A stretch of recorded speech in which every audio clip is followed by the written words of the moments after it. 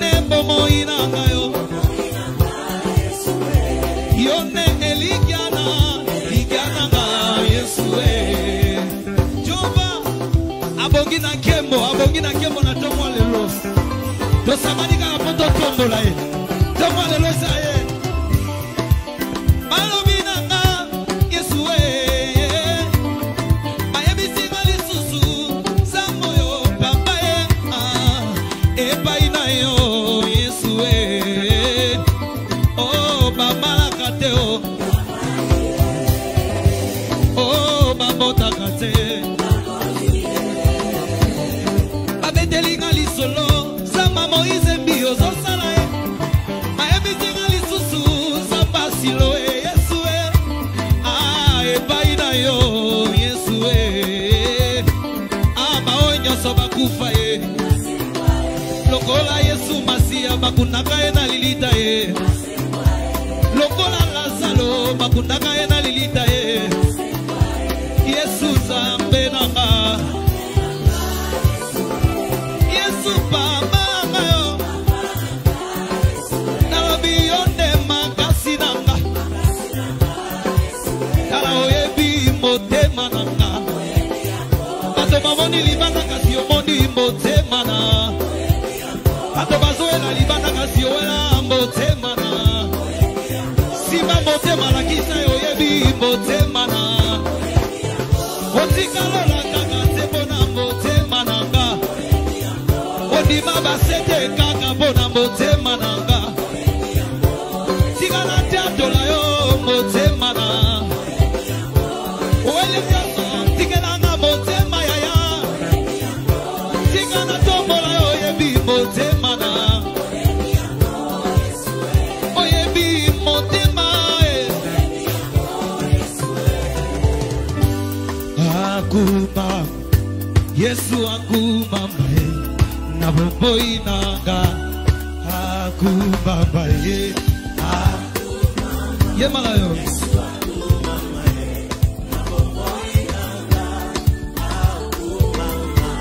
Ona zingi yokumama kati na bomboi nanga. Zamba mbie yokuma yaya nanga yokumama yaya Zamoyo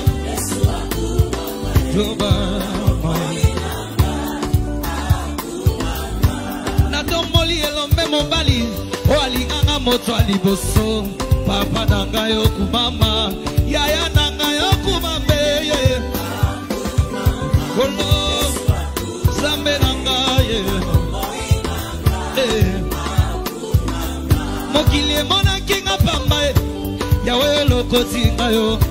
Tika na beta maboko. Papa nanga yokumama ye. Yesu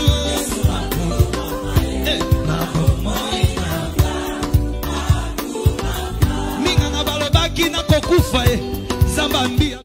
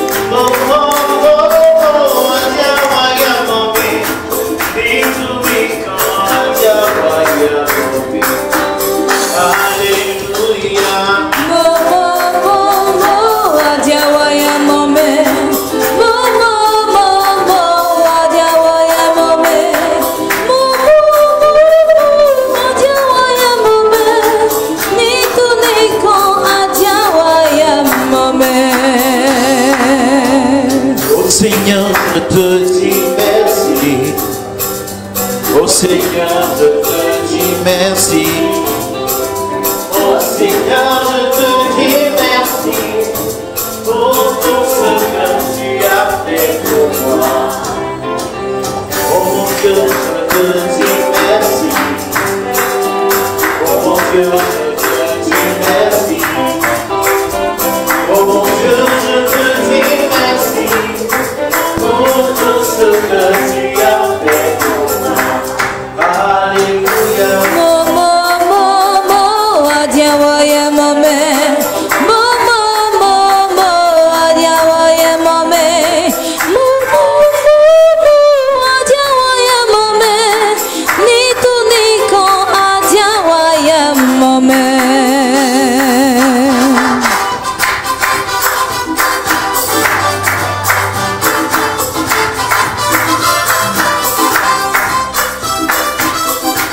Shalom, bien-aimés du Seigneur, bienvenue à notre moment On en parle. Notre invité n'est plus à présenter. Il s'agit de notre papa bien-aimé, papa Chris Roland Ouattara, serviteur de Dieu infatigable, j'insiste là-dessus, toujours fidèle au poste. Bonsoir papa. Oui, bonsoir Prisca, comment ça va? Je vais bien par la grâce de Dieu, et toi-même? Oui, grâce à Dieu, ça va, ça va. On bénit le Seigneur qui nous fait grâce chaque jour. La Bible dit que ses bontés se renouvellent pour nous tous les matins. Donc, tant que ses bontés se renouvellent, nous sommes là. Nous sommes là. C'est pas compliqué.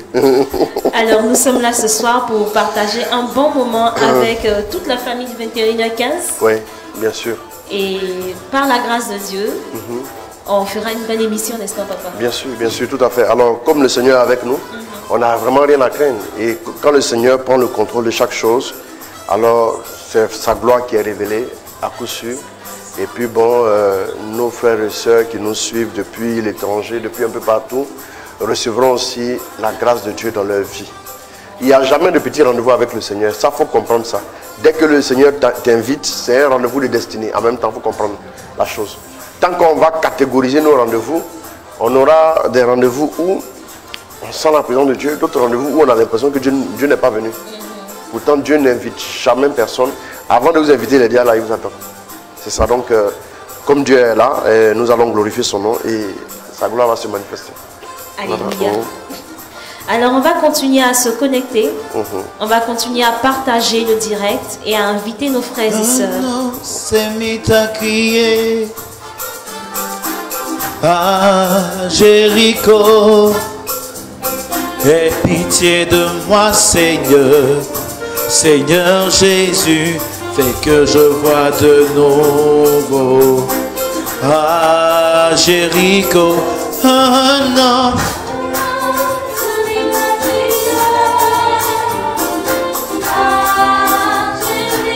Aie pitié de moi.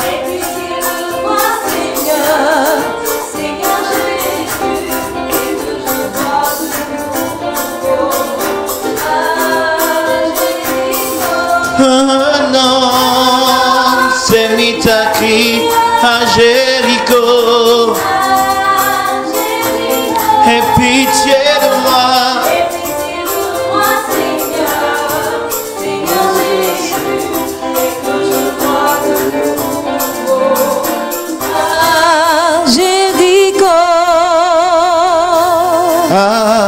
Jéricho, oh, oh, oh. Ah, Jéricho, ah, Jéricho.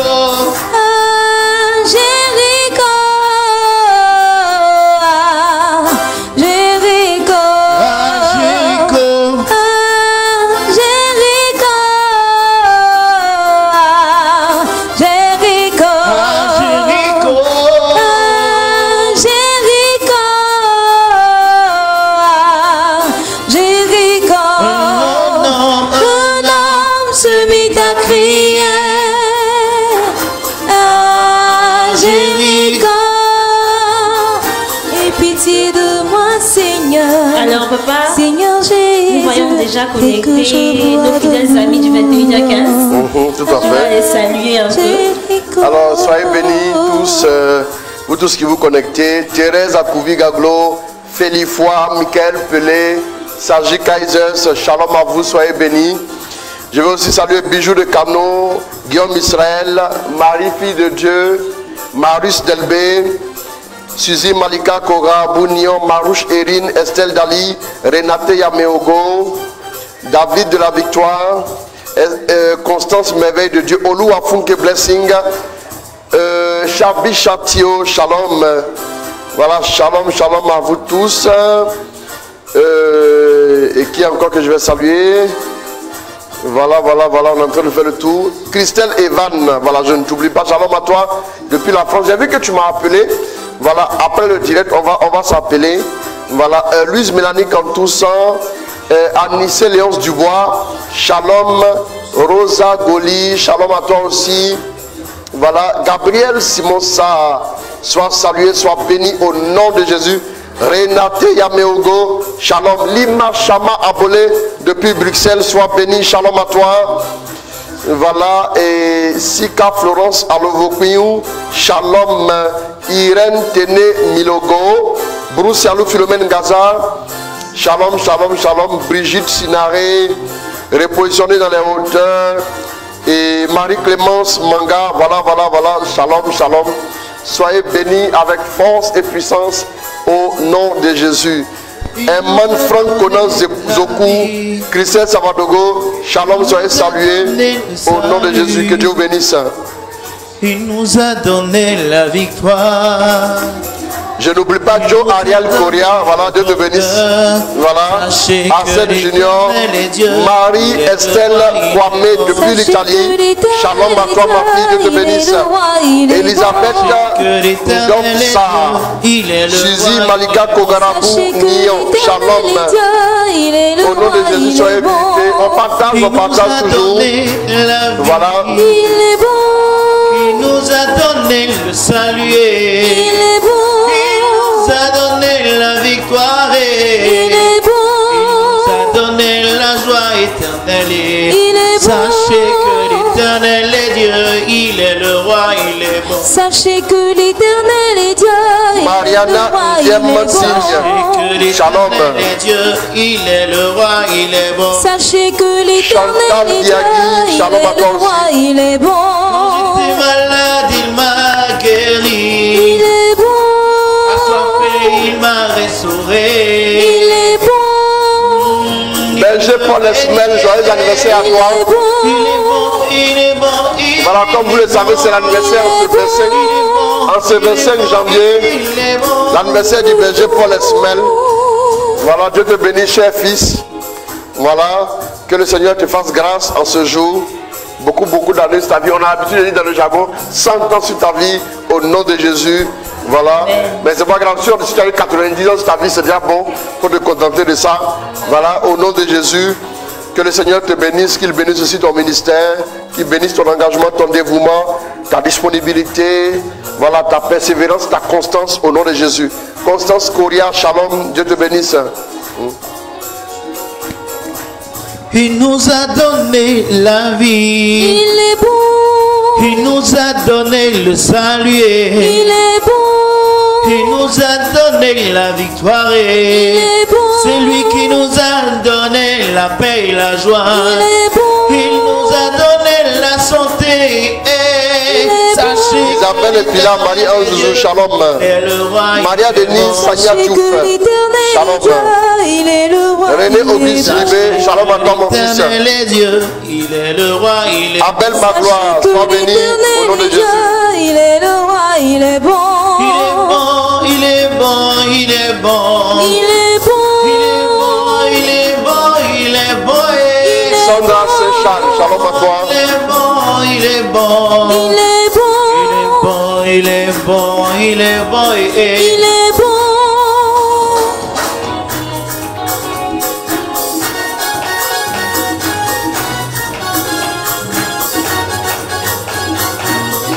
Stéphanie, Anne, épouse Esmel, shalom à toi ma fille. Dieu te bénisse. Inès Akassi, Anne, shalom à toi ma fille. Dieu te bénisse. Rodrigue Dey, shalom.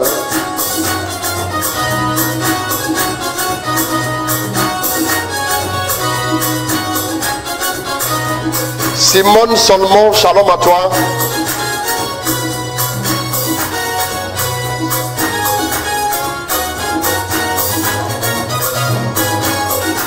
Alors, durant toute cette semaine, Dieu nous a fait grâce de vivre des directs de feu pour les prières des cas difficiles. C'est ça. On a eu à prier pour les cas d'enfantement, de chômage, mais essentiellement pour les cas difficiles.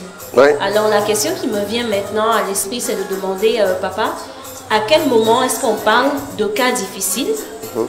Et Dieu nous a demandé de nous orienter toute cette semaine sur les prières spécifiques des cas difficiles. Donc, qu'est-ce qu'un cas difficile? Finalement, la question que je me pose, et à quel moment est-ce qu'on parle de cas difficiles? Ok. D'accord. Donc, je vais faire deux en un. Voilà, deux réponses en une seule réponse. Voilà, donc, en fait, à partir du moment où on parle d'un cas difficile, à partir du moment où nous ne comprenons pas le cas. Il y a d'abord l'incompréhension du cas. On ne comprend pas. On ne sait pas ce qui nous arrive. J'essaie d'avancer, mais les choses ne fonctionnent pas. Ok? Parce que souvent, vous pouvez vivre des difficultés dont vous connaissez l'origine. Par exemple, quelqu'un qui vit un désert. Dieu te dit, je suis en train de te préparer à une élévation. Donc, toutes les persécutions que tu vis sont des épreuves. D'accord. Voilà, les pressions financières que tu vis, sont des épreuves que c'est une forme de préparation, c'est une formation. Là, c'est une formation, tu es en formation. C'est normal que tu puisses vivre certaines choses selon le formateur, bien sûr. Il dit, quand je t'ai mis en Deutéronome 8, il dit, je t'ai mis dans l'épreuve, je t'ai mis dans la pauvreté pour que tu comprennes. Donc, c'était un enseignement. Pour que tu comprennes que l'homme ne se nourrira pas seulement de pain, mais de toute parole aussi qui sort de quoi? De la bouche de Dieu. Voilà. Donc ça veut dire que ici, il y a des épreuves, si nous faisons attention, nous pouvons les comprendre facilement. C'est-à-dire que ce sont des épreuves par lesquelles Dieu nous fait passer en vue de. Je t'ai fait passer par ce chemin pour voir ce qu'il y avait dans ton cœur et si tu mettrais mes paroles en pratique. C'est qu'il y a une épreuve par laquelle Dieu nous fait passer. Ça, ce n'est pas un cas difficile. Ce n'est pas un cas difficile.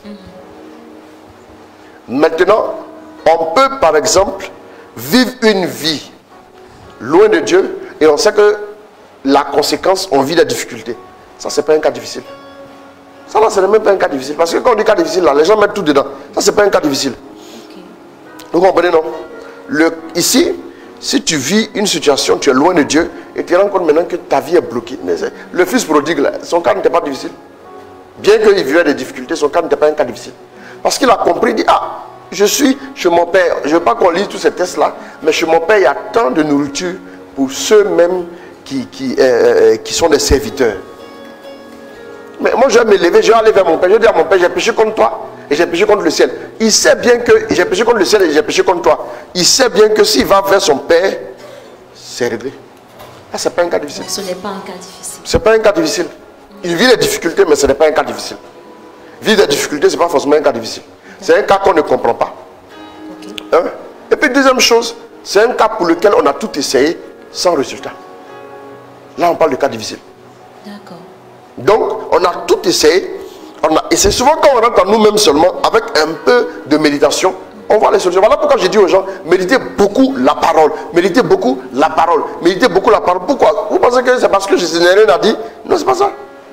C'est parce que quand vous méditez la parole là, Dieu commence à vous ouvrir l'esprit sur ce qui vous concerne. Voilà pourquoi, depuis un certain temps, on a, ça peut aller. Voilà pourquoi depuis un certain temps, voilà cette situation qui fait que depuis un certain temps, tu es en train de vivre des épreuves. C'est parce que tu es dans une situation pareille, ou une telle situation pareille, où tu devais faire ceci ou cela. C'est quand vous commencez à prier. Parce que vous voyez, je vais vous dire une chose. Quand nous commençons à marcher avec Dieu, j'avais dit une fois que généralement, quand nous analysons toutes choses qui se présentent, il y a des choses qu'on doit analyser naturellement. Voilà. Si tu te lèves, tu commences à jouer le numéro de l'équilibriste et que tu tombes. Tu as dit, sont les sorciers de ton village. Ah. Mais les sorciers de ton village, là, ils t'ont vu assis là. Et puis, ils n'ont pas trouvé une autre idée que de te demander de monter là-bas. Maintenant, toi-même, dans ton bon sens là, il faut laisser les sorciers là. Toi-même, dans ton bon sens là, si on te dit de monter, tu as trouvé que c'est logique ça? Non. Ça, tu peux analyser ça avec la logique. Ça, tu n'as pas besoin de rentrer dans les choses spirituelles. Mais, quand une situation arrive, qui commence à être difficile à comprendre, analyser sous deux angles. L'angle du spirituel, les choses spirituelles, et le deuxième angle, l'angle de la logique. Sinon, le premier angle, l'angle de la logique, et le deuxième angle, l'angle des choses spirituelles. C'est quand nous ne comprenons pas. C'est quand nous avons tout essayé et rien ne change qu'on peut maintenant parler de cas difficiles. On peut aussi parler de cas difficiles dans un contexte où quelqu'un est vraiment désespéré. Là, son cas devient difficile parce que s'il n'ouvre pas maintenant son cœur là, vous allez tout faire, il n'aura rien. Ça devient un cas difficile à partir du moment où son cœur est fermé à la parole, son cœur est fermé à l'évangile, son cœur est fermé à quoi? À l'espérance que Dieu lui propose. Là, ça devient aussi un cas difficile. Tu as un frère dans le quartier qui, par exemple, s'est délaissé totalement, et puis à un moment donné, il déprime à un tel point que son cas devient difficile. Parce que lui-même, il ne veut plus se relever. Là, il dépend maintenant des autres. Là, c'est un cas difficile aussi. Là, des gens qui ne sont pas convertis, des gens qui sont endurcis, qui se sont éloignés de Dieu, et qui sont tout le temps en train de revenir dans les mêmes choses. On peut même parler aussi de cas difficiles. Voilà, c'est très important. Voilà. Si j'ai un peu répondu à ta question, je pense que... Voilà. Tu as parfaitement répondu à ma question. Voilà, donc souvent quelqu'un qui est là, qui commence à avoir des soucis, ne peut pas dire que j'ai un cas difficile. Même si, en priant pour les cas difficiles, on va aussi prier pour les personnes qui ont des cas assez... Voilà. On va dire qui ne sont pas forcément difficiles. On va aussi prier pour tout le monde. On ne va pas laisser ceux aussi... Dès qu'un enfant de Dieu est en difficulté, Dieu est forcément concerné. Donc il n'y a pas de problème. Voilà un peu. Pour répondre à la question. Donc, on retient qu'on peut vivre des difficultés sans que notre cas ne soit forcément un cas difficile. Parce qu'il y a une ouverture. Parce qu'il y a une ouverture. Donc, un cas difficile. Quand vous voyez, par exemple, quelqu'un qui est qui est en train de faire un fourrage, qui a 5-10 mètres de profondeur, mais lui, il est descendu de lui-même. Il sait comment remonter. Donc il n'est pas en difficulté. Il n'est pas en difficulté. Voilà, il n'est pas en difficulté. Maintenant, quelqu'un peut être, lui, il est quelque chose de 5 à 10 mètres de profondeur, mais il n'est pas en difficulté. Quelqu'un d'autre est à 3 mètres de profondeur et est en difficulté. C'est cela. Oui. Vous voyez un peu, non? Parce que l'autre sait comment sortir. Souvent, les gens savent, ils savent pourquoi ils ont des problèmes. Ils savent. Quelqu'un qui s'est levé, qui allait faire des choses, la malédiction est sur lui, et puis il vient dire son cas est difficile. Faut que si la malédiction est brisée, c'est fini, c'est réglé. Lui s'est retiré loin de son père. Et maintenant, il est en difficulté. Son cas, ce n'est pas un cas difficile. Ne priez pas pour lui. Laissez-le réfléchir. Il va se lever, il va trouver la solution. Il sait. Papa. Il y a des personnes qui demandent la prière, mais qui savent. Toi, tu as mis des pieds dans les coins. Les gens t'ont lié. Maintenant, tu dors la nuit, tu ne dors pas. Et les démons viennent demander l'aide. C'est comme ça. Et après, tu dis non, c'est un cas difficile. Non, prends autorité, il faut renoncer, il faut te repentir, il faut renoncer. Et puis après, tu vas voir. C'est fini. Le diable ne rentre pas comme ça dans les maisons. Hein. Il faisait un braqueur, c'est vrai. Mais le braquage, il le fait quand il y a des opportunités de braquage. Okay. C'est pas la cité policière qui va braquer. Non, c'est pas comme ça. Il faut être intelligent quand même, même quand tu sais qu'il n'y a pas d'avenir dans ce métier. D'accord. D'accord.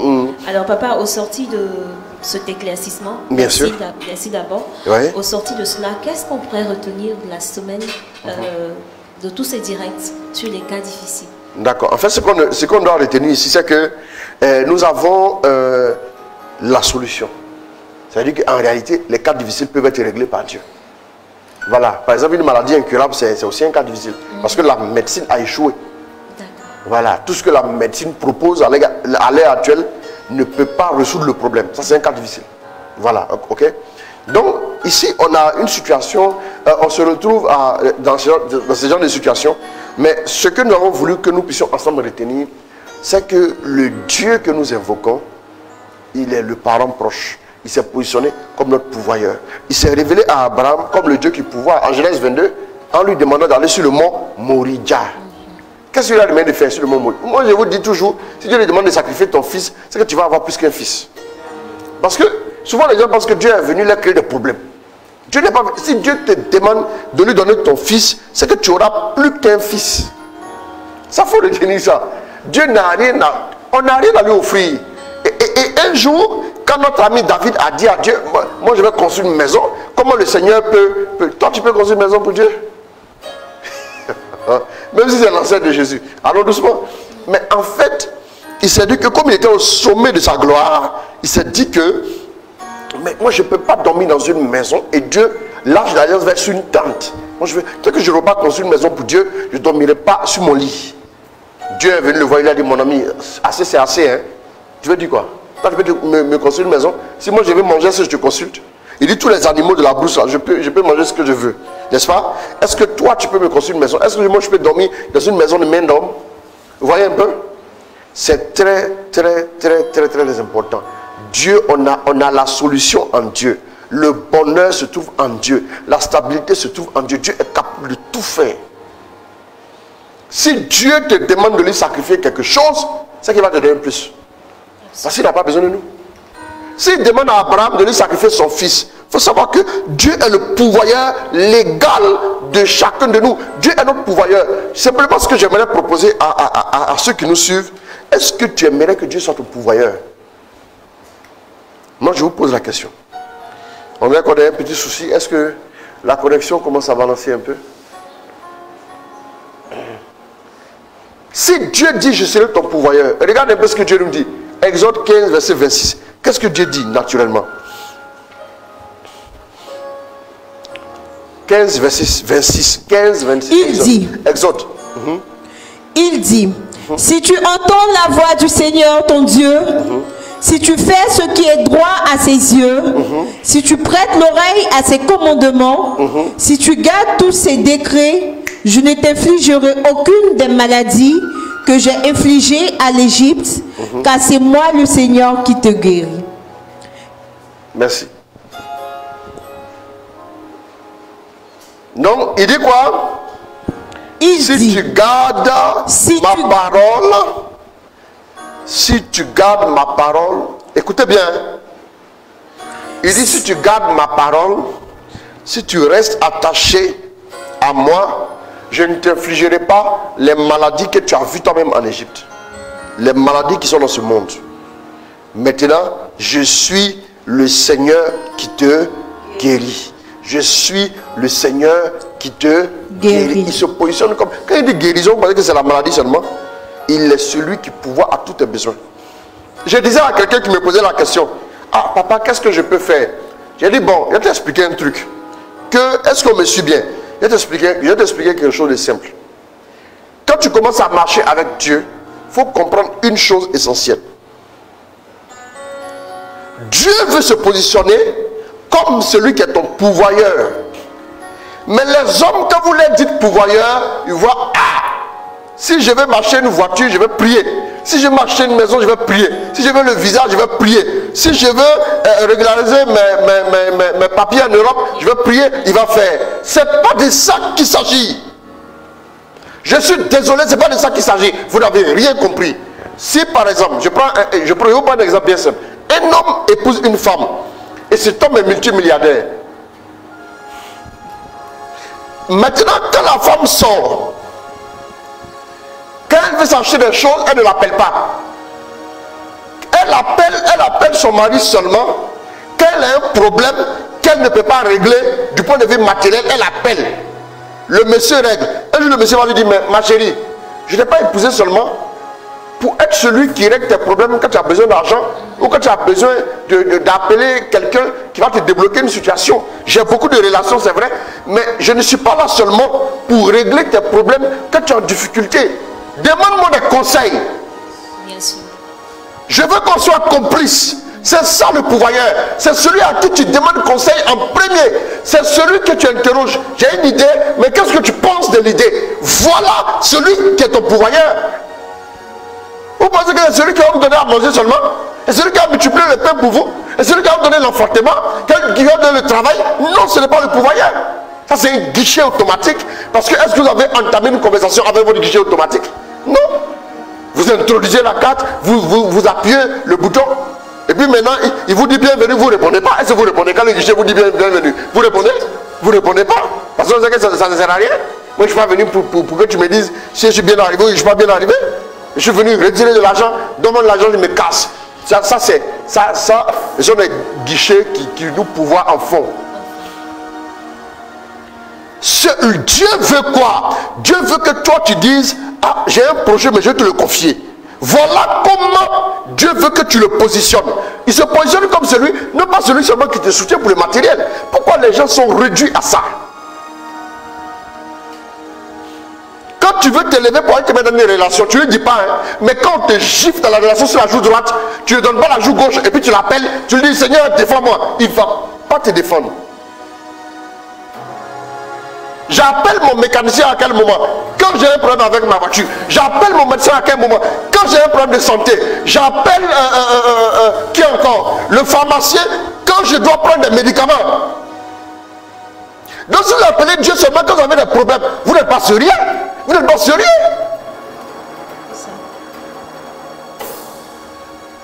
Vous n'êtes pas sérieux. Vous-même là, si on vous appelle seulement, quelqu'un vous appelle seulement quand il a des problèmes, vous allez le prendre au sérieux? Vous allez le prendre parmi vos amis? Non. Celui-là, un jour, vous appelez, vous allez fermer tout votre téléphone à cause de lui toute la journée. Vous préférez manquer les autres appels à cause de lui si vous allez fermer votre téléphone. Dieu n'est pas seulement celui qui peut débloquer la situation quand on veut te mettre à la porte au travail. Seigneur, défends-moi, on veut me renvoyer de mon boulot. Quand tu étais bien dans le boulot, on te payait bien, on te donnait les primes là. Est-ce que tu as dit à Dieu, me voici, je vais marcher avec toi? Quand tu allais en voyage là, tu as oublié que Dieu existait, non? Ah, vous aussi. Après quand on prie, c'est compliqué là. C'est tout ça là la raison. C'est tout ça là la raison. Parce que quand ça va chez l'homme, quand il a les moyens de s'offrir ce qu'il veut s'offrir là, il ne consulte pas le Seigneur. Dieu ne va pas me conseiller parce qu'il considère qu'il est grand. Il est grand, je suis intelligent. Ma vie, c'est moi qui la vis. Il faut la vivre.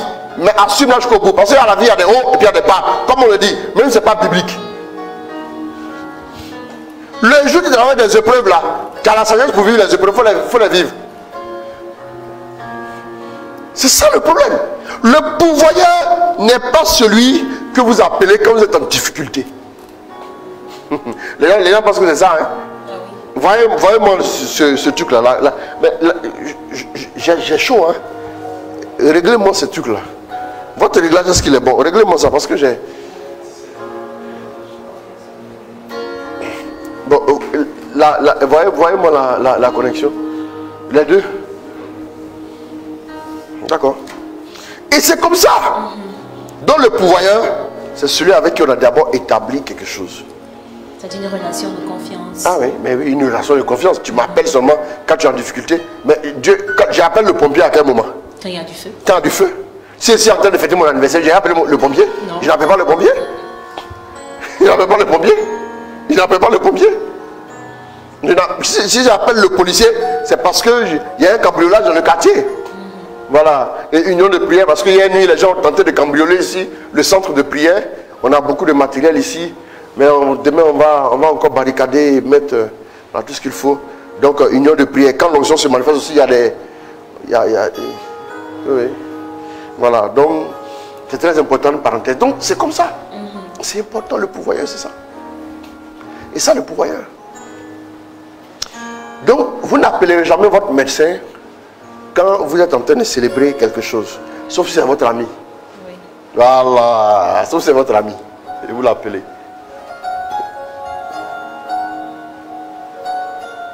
Voilà, c'est très important. Alors, c'est un peu ça. Maintenant, ce que je vais dire de la semaine que nous avons connue, c'est que Dieu veut être notre pourvoyeur. Il veut se positionner. J'ai posé la question tout à l'heure. Qui veut que Dieu se positionne comme son pourvoyeur? Chaque fois, commencez tout avec lui. Il est l'alpha, l'oméga. Il n'est pas seulement oméga. Il n'est pas seulement oméga. Il est l'alpha, alpha, et puis ensuite oméga. Alpha, oméga. Vous comprenez, non? Parce qu'on a tellement enseigné aux gens, quand tu es en difficulté, appelle le Seigneur. Oui. Mais il a dit ça à qui même? C'est à qui il a dit quand tu es en difficulté, il faut m'appeler là? Ça, je voulais vous poser la question en retour. C'est à qui il a dit quand tu es en difficulté, il faut m'appeler? C'est à son ami. Toi, tu n'es pas son ami. Si tu es en difficulté, normalement, c'est pas lui que tu vas appeler. Frère, ça va vous choquer, hein? Mais c'est la vérité. Mais si tu es en difficulté, que tu l'appelles, il s'attend à ce que tu puisses maintenant faire en sorte que... Donc du coup, quand tu as l'appelé, quand tu es en difficulté, là, si tu veux qu'il réponde, même quand tu n'es pas son ami, faut maintenant intérieurement t'engager à tisser une amitié à lui après ça. Parce que l'amitié commence peut-être par une intervention de sa part. C'est ça. Mais il ne faut pas faire, on va penser qu'il est idiot. Il est assis aux ailes là. Il y a longtemps, il a vu la terre là, 7 fois 77 fois. Non. On va faire de lui le numéro d'urgence. Ah, numéro d'urgence, merci beaucoup. Le 911 aux États-Unis, chez nous ici, le numéro d'urgence, et ça passe même. Quand tu appelles, on dit non, pas carburant. Oui, donc débrouille-toi. Oui. Et bon, c'est important, hein? C'est important.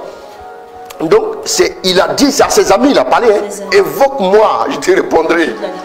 Voilà, il n'a pas parlé à tout le monde. Hein? Il n'a pas parlé à tout le monde. Voilà pourquoi quand Jésus est ressuscité, ce n'est pas manifesté à tout le monde. Les gens ont dit, mais pourquoi il ne se manifeste pas à tout le monde? Pourquoi il se manifeste à tout le monde? Pourquoi? Est-ce qu'il est venu pour tout le monde? Non. Il est venu pour sauver tout le monde. Mais la manifestation privilégiée de Dieu, elle est seulement réservée à ses élus. Ceux qui ont marché avec lui. La manifestation privilégiée de Dieu, là, c'est ses élus. Et c'est très important. Hein? Donc Dieu veut se positionner comme ton pourvoyeur. Et puis deuxième chose, Dieu peut tout. Ça, j'aimerais dire ça. Quand vous approchez de Dieu, vous devez comprendre qu'il est capable de tout. Il peut tout faire, il peut tout changer. Il peut changer la situation. La situation défavorable peut se changer en quoi? En témoignage d'un moment à l'autre. Tant que vous avez Dieu dans votre camp, gardez confiance. Et la troisième chose, allez à lui avec un cœur qui est rassuré. Hébreux 4, verset 16. Toujours aller à Dieu avec un cœur rassuré. Oui, non. D'abord, il ne faut pas aller en te disant non, moi j'ai prié, mais on m'a demandé de prier. Mais derrière, moi je sais que la vie, aide-toi le ciel te dira. C'est écrit où? Nulle part. Quand on dit aide-toi le ciel te dira. Bon. C'est-à-dire, je compte sur toi. C'est toi qui as me donné l'idée. C'est toi qui as m'orienté. Donne-moi une idée. Ne demandez pas seulement à Dieu des choses matérielles. Demandez-lui une idée. Regardez Daniel. Daniel là. Dieu l'a béni dans les idées. Dans la révélation. Dieu l'a béni. Lui priait pour recevoir ça. On ne parle nulle part de son salaire. Pourtant il était bien placé. On ne parle nulle part, on ne parle de quoi? De tout ce qu'il a bâti et tout. Mais on parle de quoi? On parle que Dieu lui donnait la révélation à travers les visions de la nuit. La révélation à travers les visions de la nuit. Avançons-nous donc avec pleine assurance. Avançons-nous donc avec pleine assurance. Vers le trône de la grâce. Vers le trône de la grâce. Afin d'obtenir miséricorde. Afin d'obtenir miséricorde. Et de trouver grâce. Pour être aidé en temps voulu. Pour être aidé en temps voulu. Je vais ouvrir une parenthèse. Il y a des gens pour qui on a prié. D'enfer de direct l'enfer comme ça là. Il y a des gens pour qui on a prié.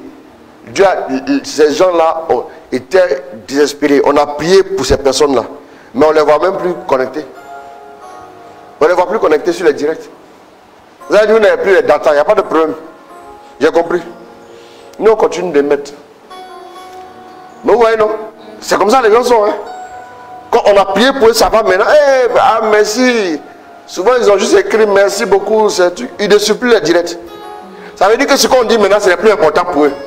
Vous voyez, ben non? Vous voyez que c'est moi, je suis bête. Oh! Vous voyez aussi que je suis bête. Je suis venu m'asseoir ici et faire l'œuvre de Dieu. Miséricorde. Mais j'ai réfléchi.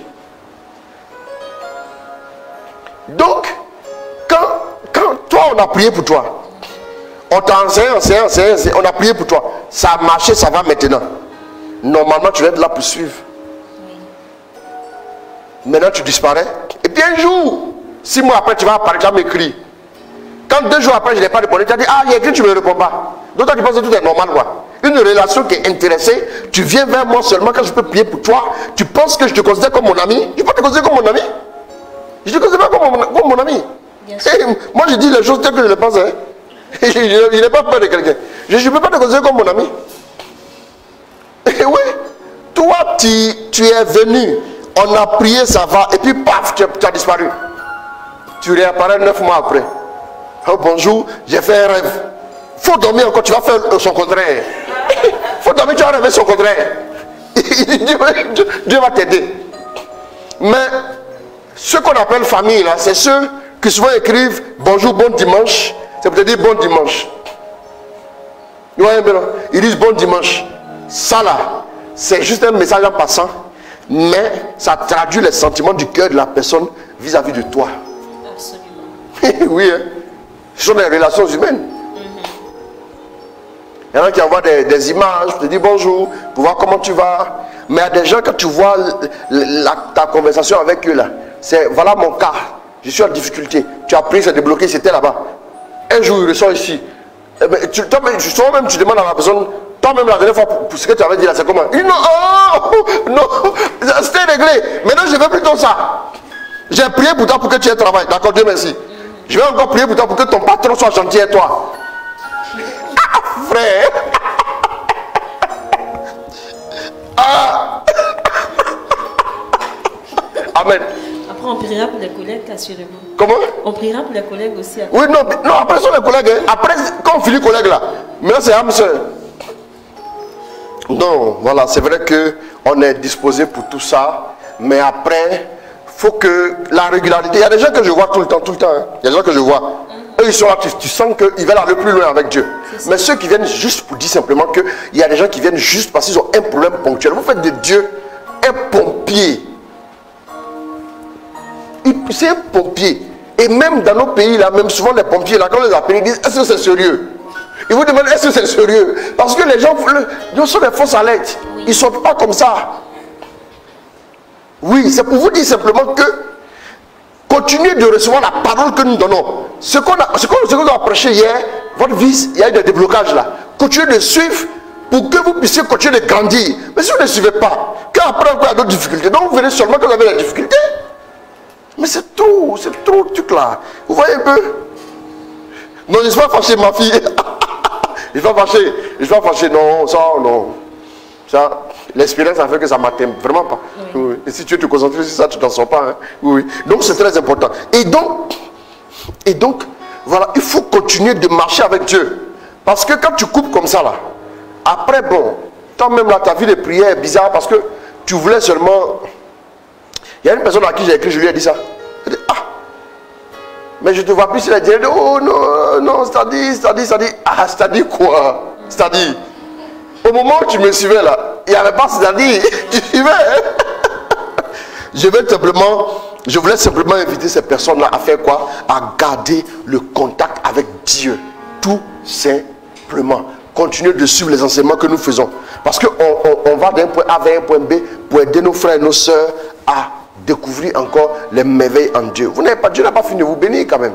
Donc il va continuer de vous bénir. Soyez réguliers, c'est très important. Voilà. Plus on est régulier, on commence à voir les bénédictions se manifester dans nos vies. C'est important. Voilà. Amen. Voilà. Donc on retiendra que la régularité. Elle est importante. Elle est importante. Non, parce que après ce que Dieu récompense, ce n'est pas la prière de quelqu'un, c'est la constance. Quand tu es constant, Dieu te bénit. C'est très important. Je ne veux pas seulement que Dieu puisse vous donner, je veux pas seulement que Dieu puisse vous donner une bénédiction ponctuelle. Tu veux juste, voilà, tu es guéri et puis tu es guéri puis c'est fini. Non. Si Dieu, non. Après, vous allez encore demander. On vous apprend ici à travers les directs le mode opératoire pour voir l'exaucement, mais en permanence, quoi. Voilà. Pour voir l'exaucement en tout temps, à tout moment, et puis pour pouvoir vivre la grâce de Dieu à tout moment aussi. Par exemple, le VSD, il y avait une grâce vraiment qui était... Oui, j'ai reçu même un témoignage là. J'ai publié le témoignage avant le direct tout à l'heure. J'ai publié le témoignage, oui. On m'a donné le témoignage depuis ce matin. Voilà. Donc, Dieu est fidèle. Il y a beaucoup de personnes encore qui veulent bénir. Souvent, il y a des personnes qui sont juste proches de leur bénédiction. Voilà, mais il faut être régulier.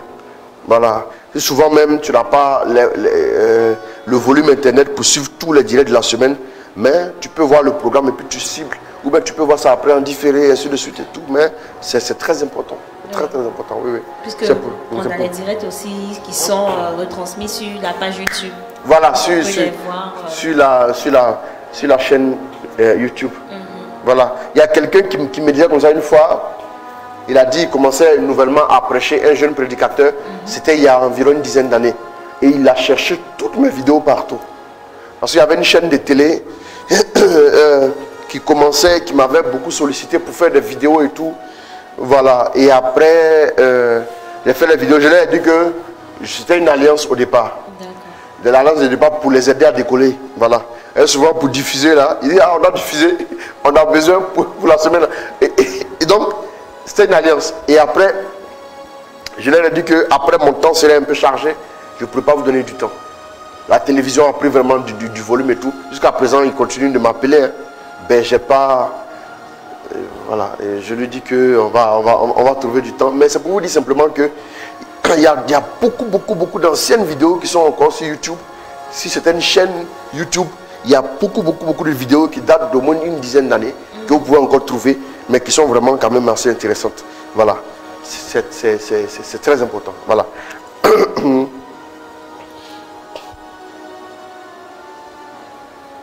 Ça c'est quoi ça? C'est truc ça? Vous avez réglé ça? Ah, comment Kembe fait les choses? Tiens, ça c'est la sorcellerie, hein? Tiens.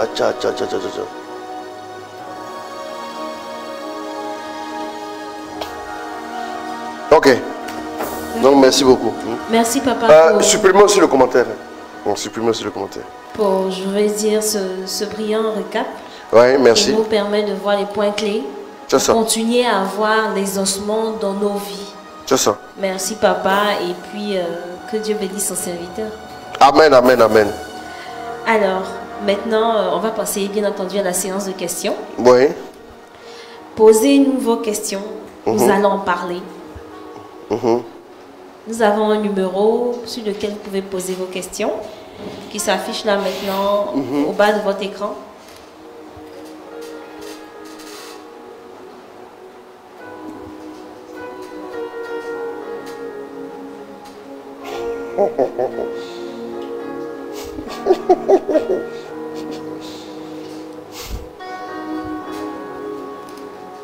Nous précisons que nous ne prenons pas d'appel en direct. Ah oui, on va faire en sorte de, d'ici la semaine prochaine, on va s'organiser dans ce sens-là. On va prendre des appels en direct et puis bon voilà, on met bon, en tout cas, Berger Paul m'a expliqué, j'ai pas compris grand chose dedans, mais c'est qu'est-ce qu'on le fait là. Il a dit qu'on branchait un truc sur la caméra et directement ça passait, mais après bon, on verra. D'accord. Voilà, j'ai pas la technique mais j'ai la technique des versets bibliques. Quoi. Bien sûr. Mais pour aujourd'hui, nous recevons vos questions sur le numéro WhatsApp plus 225 01 458 456. Vous pouvez poser vos questions au numéro plus 225 01 458 456.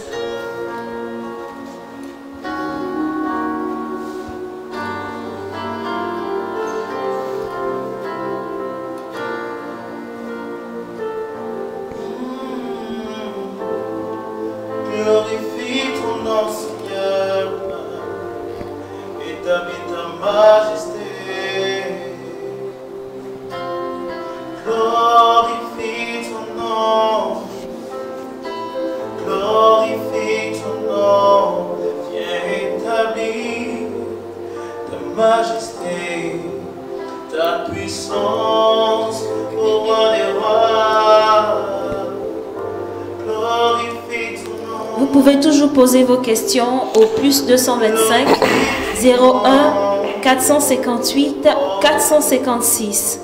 Glorifie ton nom, Seigneur, glorifie ton nom. Glorifie ton nom. Glorifie ton nom. Viens établir ta majesté, ta puissance, ô roi des rois. Glorifie ton nom. Glorifie ton nom. Viens établir ta majesté, ta puissance, ô roi des rois.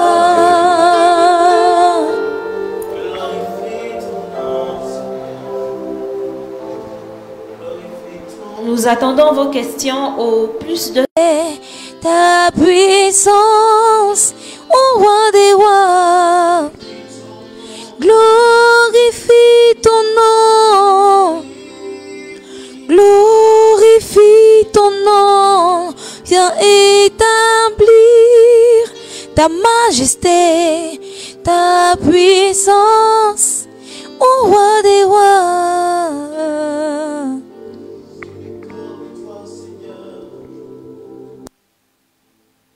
Comme toi, Père, nous t'adorons et nous levons nos mains dans ta présence. Alors, nous avons une question. Shalom, modérateur. Comment faire quand on a choisi Dieu et que sur le chemin de l'épreuve, nous ne trouvons pas la solution, le doute s'installe petit à petit et cherche à prendre le dessus sur notre foi? Je reprends la question. Shalom, modérateur. Comment faire quand on a choisi Dieu et que sur le chemin de l'épreuve, lorsqu'il y a le doute qui s'installe petit à petit et cherche à prendre le dessus sur notre foi, comment faire pour résister, je dirais? C'est un peu la question que la personne pose. Il faut résister en mangeant la parole. Ta nourriture, c'est la parole. C'est la parole qui va te fortifier. Quand Élie marche, il doit aller rencontrer Dieu à la montagne de Dieu. Dieu lui donne quoi? Dieu lui donne la parole à manger d'abord. Il dit quoi? Mange ce pain, sinon le chemin sera trop long pour toi. Sinon le chemin sera trop long pour toi. Il a mangé et il a bu. Voilà, quand il a mangé, il a bu, il a été fortifié, il a marché 40 jours, 40 nuits. Pour persévérer, pour aller jusqu'au bout, jusqu'à la montagne de Dieu, il faut manger la nourriture, la parole de Dieu. C'est pour ça qu'on fait les directs tout le temps. Voilà, c'est parce que les épreuves sont là tout le temps aussi. Donc, il faut être là tout le temps, à temps et à contre-temps. Paul a dit à Timothée, prêche l'évangile à temps et à contre-temps. Voilà, c'est très important. C'est très important. Vous voyez un peu, non? Voilà, c'est très important. Une autre question. Oui. Bonsoir, papa. Merci pour la disponibilité de toutes les semaines. Ok. Ma question est la suivante. Oui. Comment reconnaître les talents que Dieu nous a confiés? Oui. Le son est bon? Bon, ça là, j'ai déjà parlé de ça plusieurs fois. Hein. J'ai prêché ce message-là. J'ai prêché ce message-là. Ça là. Comment? Il dit quoi? Comment reconnaître les talents que Dieu nous a confiés? Comment reconnaître les talents que Dieu nous a confiés? Mais le talent, tu le reconnaîtras que par le Saint-Esprit. Mais comment? Voilà. J'ai prêché sur... C'est que quand on pose une question comme ça, la suivante sera entendre la voix de Dieu comme on entend. C'est ça. Voilà. Donc, le talent, c'est le Saint-Esprit qui va l'activer en toi. Quand le Saint-Esprit vient, il a... L'une de ses missions particulières, c'est d'activer les dons. C'est d'activer les dons en nous. Voilà. Donc, quand nous recevons le Saint-Esprit, il vient avec des dons en nous. Les dons qui sont en nous là sont activés par lui. C'est lui qui nous révèle qu'est-ce que nous avons. C'est lui qui nous révèle de quoi, qu'est-ce qu'il a déposé en nous. Et puis aussi, souvent, en allant auprès des personnes qui sont comme des pères, qui peuvent nous aider, ces personnes-là vont nous aider à découvrir les dons qui sont dans nos vies. Voilà, sont comme des détecteurs de dons. Ils vont détecter ça pour vous aider. Voilà. Il est facile quand même, quand on voit quelqu'un qui doit prêcher, on le sait. Ça, on le sait, et puis bon, on peut. Mais il y a des personnes aussi, bon, ils veulent toujours rester dans leur coin, toujours. Et puis bon, ils veulent tout apprendre en même temps. Non, c'est compliqué. Oui, c'est compliqué. Donc c'est important. Donc, on va auprès des personnes qui peuvent nous aider. L'accompagnement spirituel ou une écoute, ou une intervention prophétique. L'intervention prophétique, c'est quoi? C'est par exemple au cours d'une prière, on prie et puis maintenant on reçoit comme ça et puis on dit le don de guérison et puis paf, tu es saisi là-bas et puis tu tombes. Ça, c'est une intervention prophétique qui te fait connaître par exemple le don que tu as. Voilà, c'est comme ça. À part ça aussi, l'autre voie, c'est la prière. C'est la prière. Quand vous priez, Dieu va vous parler. Si vous êtes vrai et Dieu dans une base véridique, il va vous parler. Si tu viens sincèrement pour dire à Dieu, je veux te servir et moi, à mes premières années par rapport à l'œuvre, je pleurais pour dire à Dieu, je le servis. Je pleurais. Je ne demandais pas à le servir comme ça. Non, je pleurais.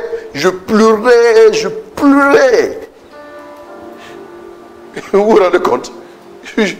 Ça me rendait malheureux. La soif. À ce niveau-là, Dieu se révèle. Hein. Il va non seulement se révéler, il va te révéler tout. Il va tout dire. Parce que c'est qui peut se confier à ton âme. De la manière dont vous cherchez toujours quelqu'un de bien, une oreille attentive, qui peut bien vous écouter, et puis vous accorder de l'importance, et puis ne pas divulguer vos problèmes là.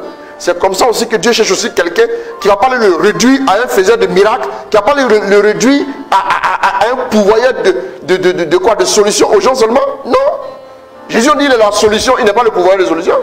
Il est la solution. C'est Jésus qu'il faut avoir dans sa vie. On ne le réduit pas à quoi? Je vais prendre Dieu pour parader sur les Champs-Élysées. Non, ça ne marche pas comme ça. Non. Je vais prendre Dieu pour faire le pharaon. Il n'est pas là pour ça. Au service d'un homme, il ne le fait pas. Quand il se révèle à quelqu'un, il se révèle à cette personne-là dans le but de glorifier son nom. Amen. Si vous voulez venir servir Dieu parce que vous voulez venir faire des directs, il ne va pas vous parler. Il ne va pas vous parler. Ça, c'est du commerce. C'est de la comédie. Il ne va pas vous parler. Si vous voulez servir Dieu parce que vous voulez qu'on vous connaisse, les noms sur les affiches, qu'on vous connaisse et puis que vous puissiez voyager, parler, les gens s'assoient, ils vont vous écouter. Et c'est pour ça que vous venez servir Dieu. Il ne vous parlera pas. Moi, ça ne m'intéresse pas ce truc. Ça ne m'intéresse pas. Il me connaît, il sait où il allait me chercher. Et donc, c'est important. Donc, vous devez aller avec un cœur pur, un cœur vrai vers Dieu. N'allez pas pour obtenir quelque chose de lui. Allez-y. Pour vous mettre dans sa disposition, c'est comme une bouteille d'eau, elle est à ma disposition, j'en fais ce que je veux exclusivement. La bouteille ne me dit pas tu dois me boire, si tu ne me bois pas, je retourne à la boutique, ou bien je retourne au supermarché, ou bien je retourne dans les... Bon, il y en a plein, je retourne dans le grand carton là-bas en haut. Non, la bouteille ne dira pas ça. La bouteille, même si je verse l'eau, elle ne va pas se plaindre. Qu'est-ce que je ferai avec elle? Ne se plaindra pas. On se met à la disposition de Dieu. Quand tu te mets à sa disposition, il va te révéler clairement ce à quoi il t'appelle. C'est pas compliqué. C'est pas compliqué. Dieu est pressé de te dire. Mais le problème, c'est que nous-mêmes là, on dit non, on n'a qu'à parler d'abord et puis après on va le doubler derrière. Non, allons-y. Merci, papa. Alors, shalom, papa. Comment savoir si un péché est pardonné, si on a fait repentance, mais on a des remords? Mais comment ça va si un péché est pardonné? Si la personne est baptisée, si tu as te confesser, d'abord vous devez préparer la confession. On ne se lève pas à préparer la confession comme si on allait au supermarché pour aller acheter les détergents ou bien les boîtes de conserve. Non. Non. Avant d'aller à la confession, tu te prépares. Il y a certains péchés même pour lesquels, mon ami, il faut aller réfléchir. Il faut prendre un temps de jeûne. Oui. Il faut un temps de jeûne. Un temps de jeûne. Tu as remarqué que tu es constant dans le mensonge. Tu mens tout le temps. C'est-à-dire que tu as la facilité de placer un mensonge. Sur 10 paroles, tu places 2 mensonges. Au fur et à mesure, maintenant, quand tu fais 10 paroles, tu places 5 mensonges. Mais toi, tu as un problème de mensonge, c'est récurrent. Le père du mensonge, Jean 8,44, c'est le diable. Donc, tu commences à sentir des remords, c'est la présence de l'esprit en toi. Tu te prépares, tu prends un temps de repentance sérieusement et tu vas devant Dieu, tu lui demandes pardon dans la confession. C'est fini. D'accord. C'est fini. Maintenant, si tu as des remords là, c'est que toi, bon, je sais pas, souvent c'est compliqué. Quelqu'un dit j'ai des remords. Parce qu'elle précise que c'est après avoir fait la repentance qu'elle a les remords. Si tu es baptisé, tu es confessé, c'est fini. Maintenant, si tu as fait ta repentance, si tu es vraiment repenti, après ton cœur retourne la paix, Dieu t'a pardonné. Mais si tu as des remords par rapport à ce que tu as fait, Mais c'est clair que tu as fait quelque chose que tu auras des remords. Tu te dis pourquoi tu as fait ça. C'est tout ça la repentance. Après, il ne faut pas que la culpabilité maintenant. Parce que la culpabilité, c'est ce qu'elle appelle remords. Si c'est la culpabilité, il faut que tu sois délivré de ça. Sinon, le diable maintenant va s'installer dans ta vie. Le diable va dire, tu as vu, non? Toi, Dieu ne va jamais te pardonner. Hein? Tu vas toujours rester au même stade. Toi, Dieu, les gens prient, toi, tu pries aussi. Est-ce que Dieu te voit? C'est un menteur. N'oubliez pas qu'il est expert en mensonge. Il peut monter un mensonge de toute pièce, vous aurez l'impression que c'est vrai. Allons-y. Je rends grâce à Dieu encore une fois pour ta vie. Bon, je rends grâce à Dieu aussi pour la vie de la personne. Amen. Ma question concerne le don de prophétie. Ok. Et je m'en suis souvenu lorsque tu parlais de Daniel. Peut-on considérer comme prophète une personne qui reçoit uniquement des visions de la part de Dieu? Non, le prophète, il y a plusieurs choses dedans. C'est pas un prophète. Si tu reçois de quoi, il reçoit quoi de quoi? Des visions. De la part Non, de Dieu uniquement. non. Celui qui reçoit des visions de la part de Dieu, ce n'est pas forcément un prophète.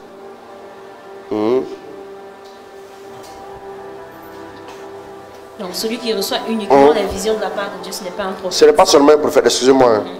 Les gens là, j'en ai assez.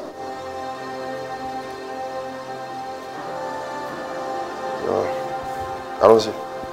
Tu sors, tu vas sur le truc maintenant. Vous voulez faire portefeuille magique. Allez faire vos directs. Ou bien. Donne-moi ça encore. Je vais. Allez faire vos trucs là. Vous n'êtes pas capable de faire ça. Vous mettez là vous asseyez pour raconter des bêtises. Feu sur vous cette fois, 117 fois. Hein? Allons-y. Donc on va dire, papa, être prophète, ça comprend beaucoup de choses. Ça comporte beaucoup de choses, oui. Un prophète, il y a toute une sensibilité autour de lui. Il y a une motion prophétique, il y a une intuition prophétique, il y a un message prophétique qu'il a. Regardez tout le message d'Isaïe là, c'est cohérent. Hein? Regardez tout le message de Jérémie, c'est cohérent. À un moment précis, un prophète est suscité pour une mission particulière dans l'église. Quand par exemple on approche la fin des temps, Dieu prend quelqu'un qui parle de la fin des temps. Quand on approche par exemple, les gens commencent, dans une zone où il y a beaucoup de péchés, Dieu va prendre quelqu'un qui va attaquer le péché. Ça c'est le prophète. C'est le prophète qui fait comme ça, il opère comme ça. D'accord. Il y a une autre question. La question, allons-y. Est-ce que si j'ai un programme de prière à 5 heures et que je me réveille avant 5 heures au milieu de la nuit et que je prie, est-ce que ça veut dire que ma vie de prière est en dents de scie? Ah, comment ça? Faut relire. Alors, si j'ai un programme de prière à 5 heures c'est ça. Et que je me réveille avant 5 heures, ça veut dire que le programme de prière, c'est... Tous les jours, je prie à 5 heures du mat. Et tous les jours, je prévois prier à 5 heures du matin. Je prévois prier à 5 heures du mat. Merci. Et pendant la nuit, je me réveille soit à 3 heures du mat et que je prie. Oui. Est-ce que cela veut dire que j'ai une vie de prière en dents aussi? Mais si tu te réveilles à 3 heures, alors que tu as prévu que tu te réveilles à 5 heures, ça veut dire que la flamme commence à grandir. Dieu veut dévorer toute la nuit. Tu vois un peu, non? Ça ne veut pas dire que c'est en dents de scie. En dents de scie, c'est quand tu pries une saison, après tu arrêtes. Tu pries une saison, tu arrêtes. Ça, c'est tu es en dents de scie. Maintenant, à un moment donné, tu pries, tu arrêtes. Et puis après, tu pries fort. Et puis après, bon, quelqu'un qui est capable de prier 3 heures de temps. Aujourd'hui, et puis demain, il prie 10 minutes. Et puis après, demain, il ne prie pas. Et puis, le surlendemain, là, il prie maintenant 45 minutes. Après, maintenant, les 45 minutes, là, maintenant, c'est facile même, il s'en va même forniquer un peu, puis il revient. Le lendemain, là, il ne prie même pas même. Là, même, quand tu parles d'échapper, il a envie de te frapper. Là, s'il en donne ici. Il en donne ici. Maintenant, quelqu'un qui prie, qui est constant dans la prière, même s'il ne fait pas toujours 1 heure, il prie souvent, ça a réduit un peu 30 minutes, 45 minutes, 1 heure, il reste dans la même fourchette, mais une constance dans un canevas, il n'est pas en dents d'ici. Il n'est pas en dents d'ici. Oui. Mais si tu dois te réveiller à 5 heures, que tu te réveilles à 3 heures même, elle dit que tu as prié jusqu'à 5 heures, c'est bien. Ce n'est pas une affaire de dents d'ici. Tant que ça augmente, ce n'est pas dents d'ici. Est-ce que quand on fait dents d'ici, là, ça monte, ça reste vers le haut. Ce n'est pas dents d'ici, ça. Amen, voilà. Alors, en dents de scie, en dents de scie, en dents de scie, elle a mis scie. Non, en dents de scie, ce n'est pas S-I, c'est S-C-I-E. Scie, le matériel des menuisiers, là. Scie, ouais, la scie, non. Voilà, c'est comme ça. C'est comme ça. C'est comme ça. Les dents de scie, là, c'est comme ça. Les dents de scie, c'est comme ça, c'est comme ça au fur et à mesure. Voilà, ça monte, ça descend, ça monte, ça descend, ça monte, ça descend. Et ça en dents de scie. Voilà, merci beaucoup. Ah, c'est une expression qu'on utilise beaucoup. Je ne sais pas si tout le monde utilise ça comme expression, mais en dents de scie, quelqu'un m'a envoyé. Non, c'était... C'est quel numéro? celui-là. Mais, oui, d'accord, ok, merci beaucoup. Allons-y. Bonsoir papa, j'espère Bonsoir. que tu vas bien. Ah oui, ça va, ça va. Tout à l'heure, tu as dit que tu pleurais pour le servir. Oui, ça, c'est bon. Je pleurais. Je suis dans cette situation. Ah, ça c'est qui ça? C'est pas Abel, hein? Je ne connais pas, mais je te passe le téléphone que tu vois. Ça ressemble à mon type. Allons-y. Allons-y. Alors, je suis dans cette situation aussi. Merci de prier pour moi, que Dieu me donne de le laisser me bâtir malgré les douleurs de l'épreuve. Car j'avoue que c'est parfois très éprouvant et je ne vois rien venir. Merci. C'est ce que tu es en train de vivre en ce moment. Quand les gens te voient aujourd'hui, on apprécie. Mais avant, là, tu pleurais. Hein? Et puis, Dieu te met dans une solitude là.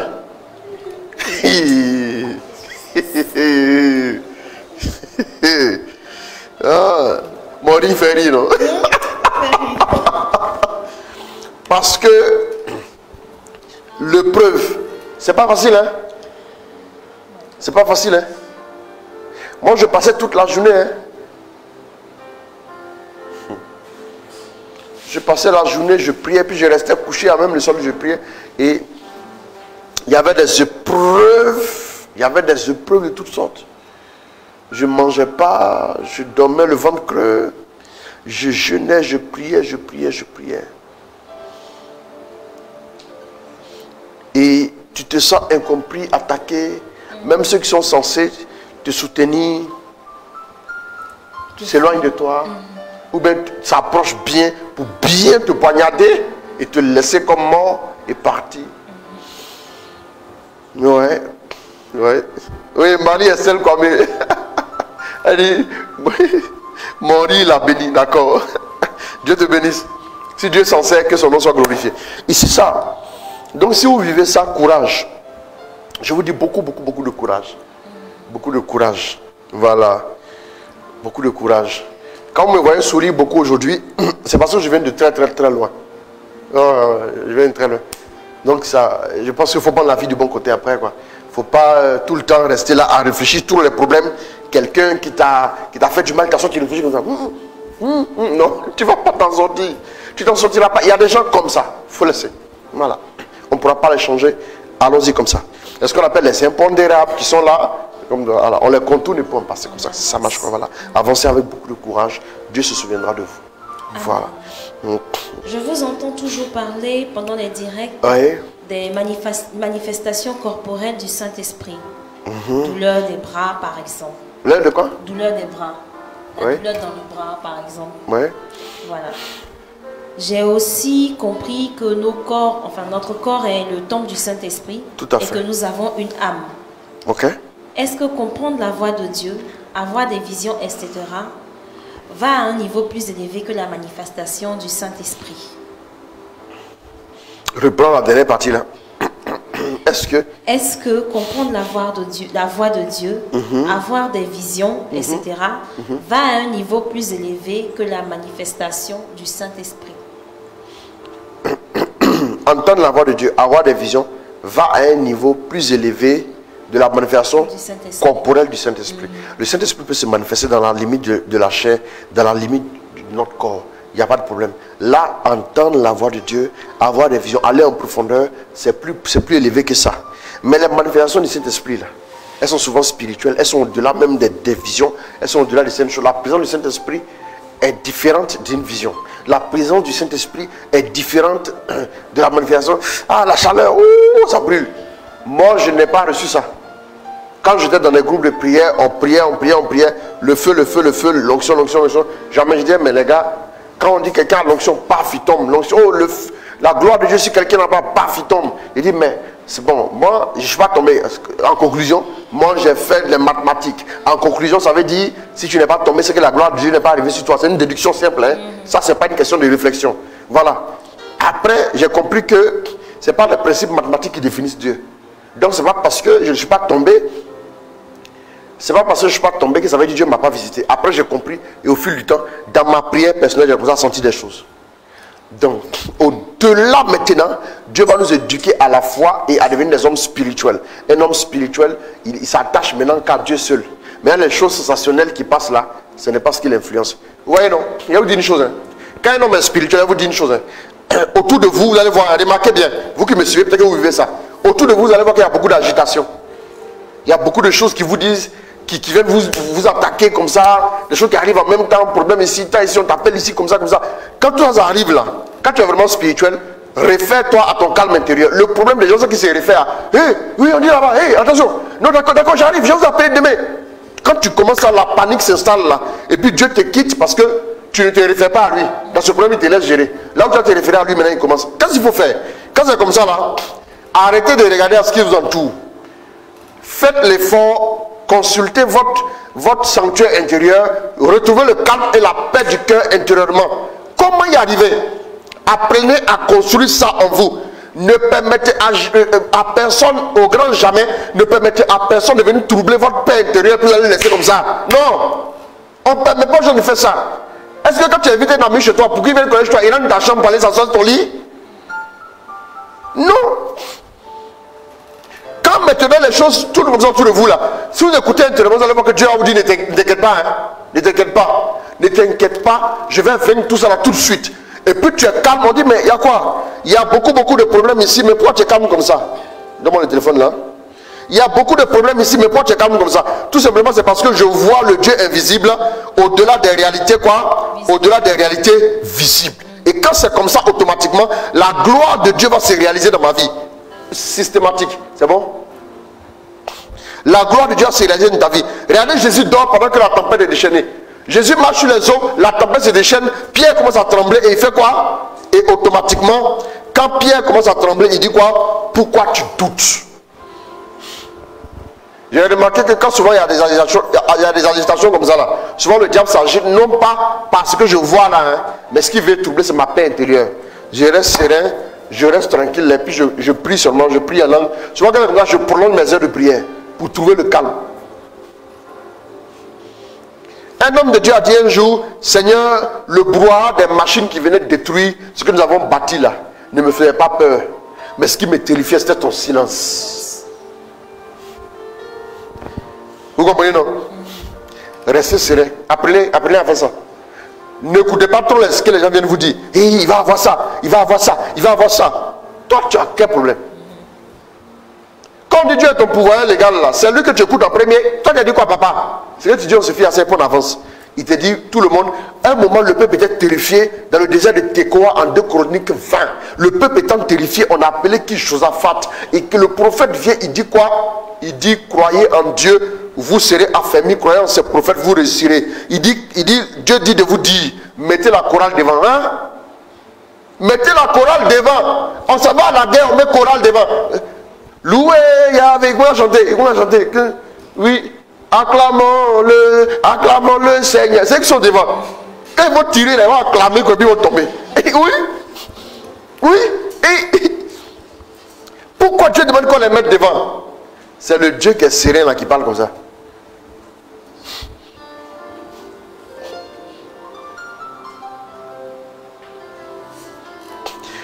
Donc, il est important de comprendre ces choses. Quand on va commencer à avoir la manifestation de Dieu, on va commencer à se rendre compte que on commence à être serein. Dieu se manifeste au-delà des 5 organes des sens. Dieu se manifeste au-delà de toutes les réalités qu'on peut saisir dans notre logique humaine. Les 5 organes des sens ne peuvent pas capter Dieu. Les yeux, les oreilles. Dieu est au-delà, il échappe à ça. Dieu va au-delà des réalités limites, les réalités humaines. Dieu veut que tu puisses le connaître au-delà. Allons-y, prochaine question rapidement. Comment faire pour parler en langue?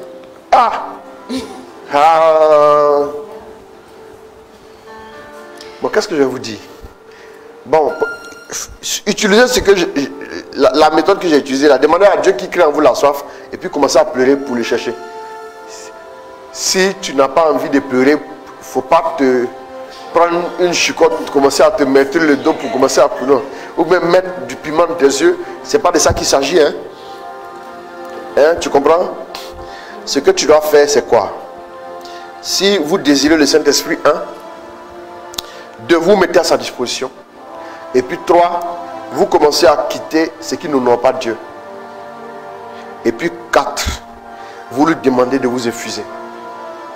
D'abord, ouvrez-vous au don, aspirez, ça dit désirez-le. Et puis ensuite, il faut maintenant se mettre à la disposition du Saint-Esprit dans la prière. Petit à petit, le parler en langue va venir. Vous allez commencer à parler en langue. Ce qu'on appelle la glossolalie, les dons de langue. On en parlera. On parle de la glossolalie.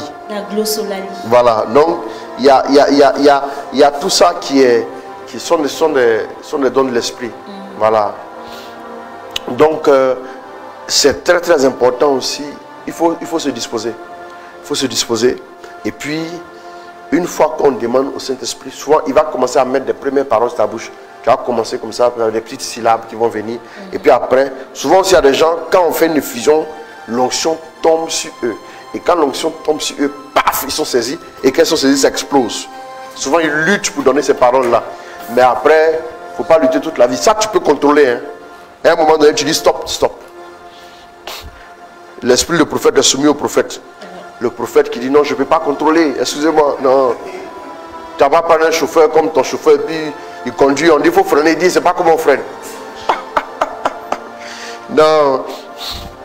Enfin, la question, il y a un complément de la question qui est arrivé. Et comment faire pour prier en langue, s'il vous plaît, pour prier en esprit, si possible, sans le parler en langue? Ah, bon, il faut adorer. C'est pas compliqué. Prier en esprit sans le parler en langue. Excuse-moi. Quelqu'un est en train de...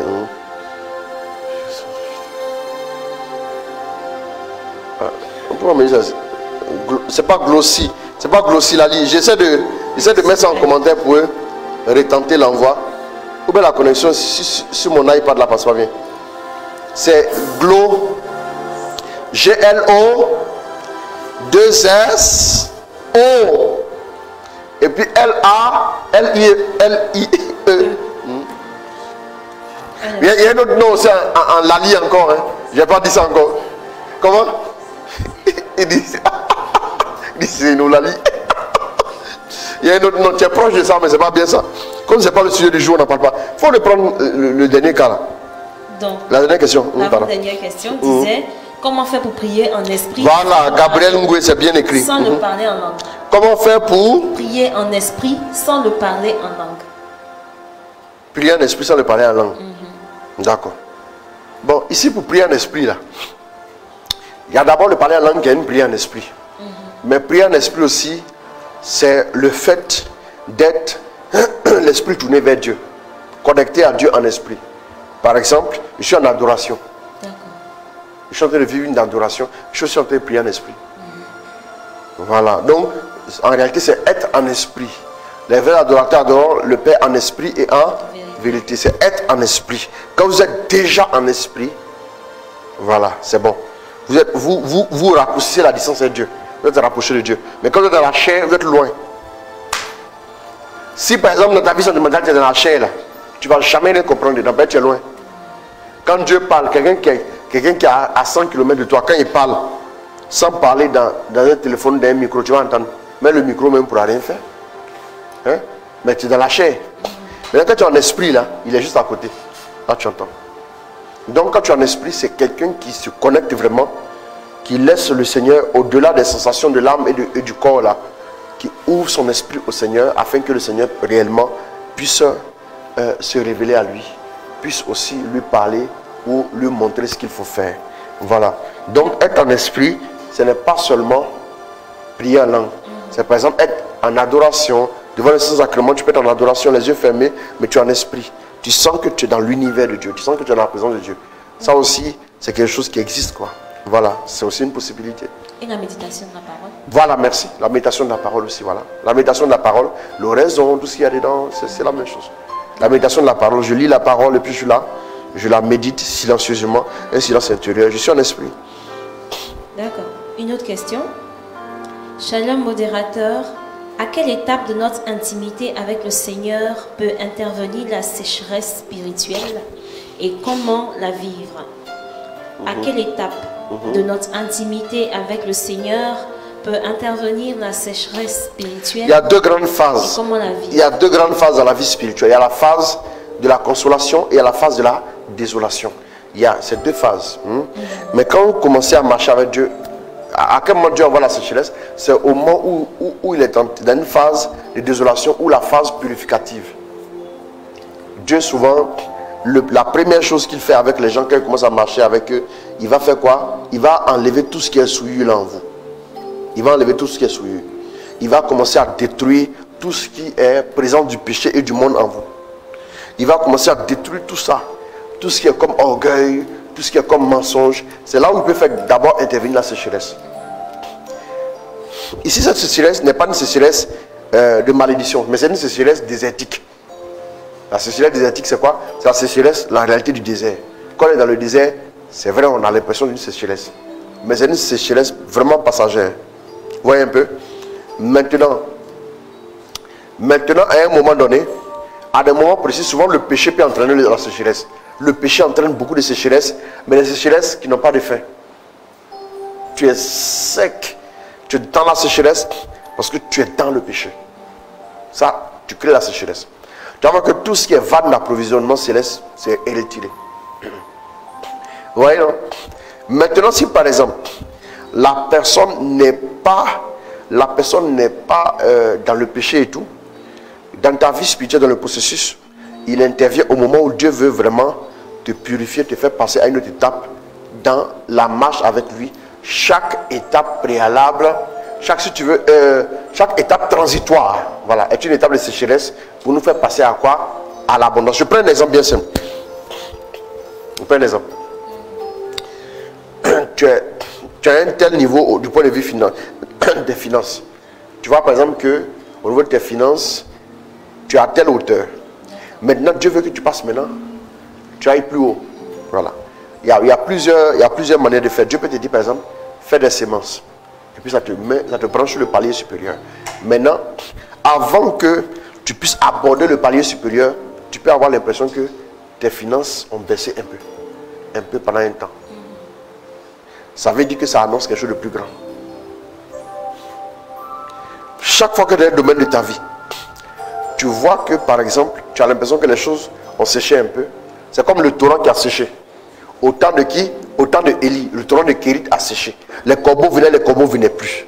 Ça veut dire quoi? Cette sécheresse voulait dire quoi? Ça voulait dire qu'il y a une nouvelle saison qui arrivait. Maintenant, on devait aller à Sarepta. Donc, à la porte d'une nouvelle saison, souvent Dieu t'envoie une sécheresse pour préparer la nouvelle saison. Voilà comment tu peux comprendre. Merci. D'accord, nous n'avons pas d'autres questions. D'accord, alors merci à vous.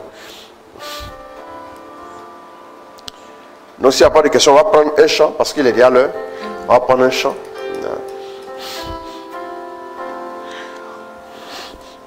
Merci.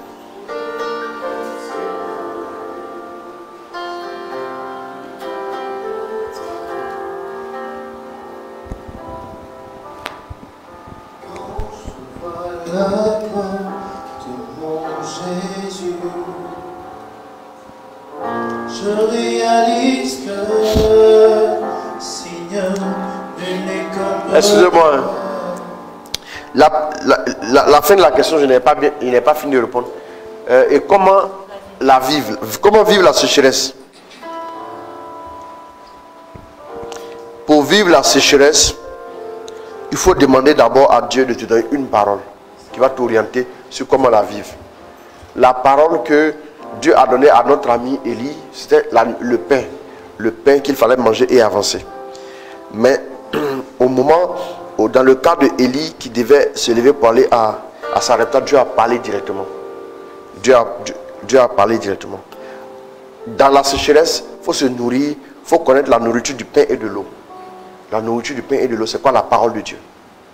Et puis l'eau, c'est quoi? C'est le Saint-Esprit. Voilà comment vivre la sécheresse.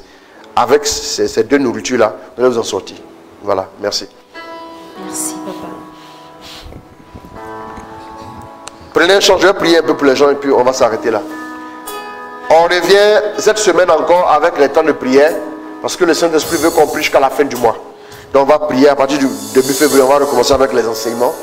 Voilà, donc on va encore prier cette semaine, on va prier aussi pour ceux qui veulent se marier. Là, les gens aiment beaucoup ça. Ils veulent se marier, ceux qui veulent voyager, qui veulent les affaires et tout. On va prier pour ces personnes-là. Voilà, merci. Je pense aussi qu'on a une retraite pour les cas difficiles en février. Oui, en février. Ça, dès cette fin de mois, on va commencer à annoncer. La retraite se fera fin février. Fin février. Voilà, on va prier pour vous. On va prier pour vous pour que le Seigneur puisse glorifier son nom. Ceux qui veulent aussi un départ nouveau, une direction nouvelle avec le Seigneur. Oui. Seigneur, nul n'est comme toi. Quand tu vois la gloire de mon Jésus, je réalise que, Seigneur, nul n'est comme toi. Quand je vois la gloire, Quand je vois la gloire de mon Jésus, je réalise que, Seigneur, je réalise que, Seigneur, nul n'est comme toi. la gloire de mon Jésus. Quand je vois la gloire de mon Jésus, je réalise que, Seigneur, nul n'est comme toi. Quand je vois la gloire de mon Jésus, je réalise que, Seigneur, nul n'est comme toi. Comme toi, Père, Comme toi, nul n'est comme toi. nul n'est comme toi, Seigneur. Nul n'est comme toi. Nul n'est comme toi. Nul n'est comme toi. Nul n'est comme toi, Nul n'est comme toi. Nul n'est comme toi. Nul n'est comme toi. Nul n'est comme toi, Nul n'est comme toi. Nul n'est comme toi, Seigneur. Nul n'est comme toi. Nul n'est comme toi. Père, merci. On va élever la voix, on va bénir le Seigneur pour sa fidélité.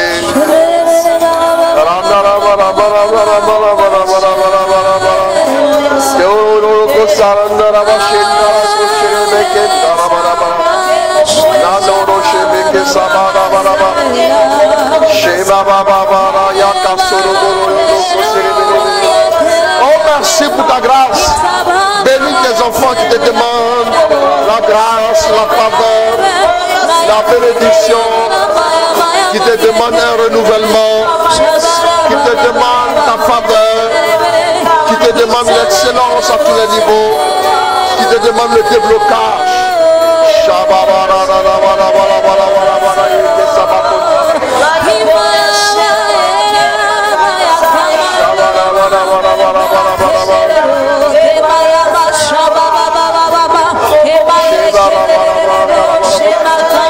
J'annonce la faveur de Dieu sur ta vie. Au nom de Jésus, je déclare que le Seigneur se met en route pour te visiter. Tendez les mains comme ça, tendez les mains comme ça. Je vois des mains tendues et je vois le Seigneur arroser les mains. Les mains sèches sont raffermies. Toute sécheresse en vous est brisée au nom de Jésus. Et la gloire de Dieu maintenant se réalise, se manifeste dans vos vies.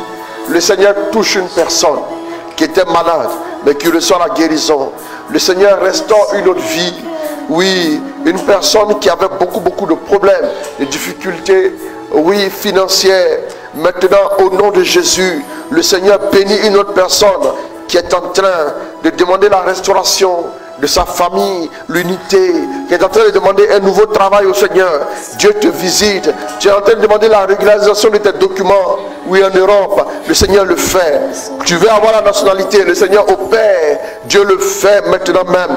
Dieu te redonne un travail. Dieu te redonne maintenant une nouvelle opportunité, des opportunités d'affaires. Oh, la grâce de Dieu, la grâce de Dieu, la grâce de Dieu se manifeste dans ta vie. La faveur de Dieu te localise.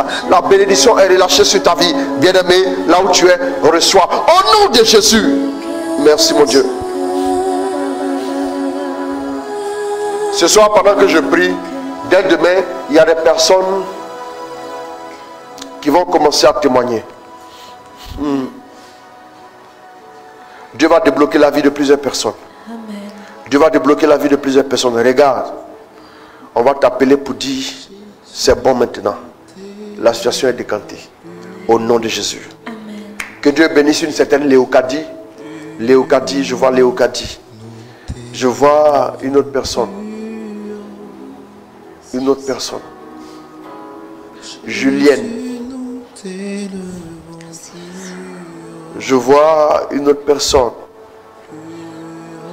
Une autre personne. Un frère du nom de Sostène. Je vois une autre personne du nom de Pélagie. Je vois un autre frère. Oh, je vois un autre frère.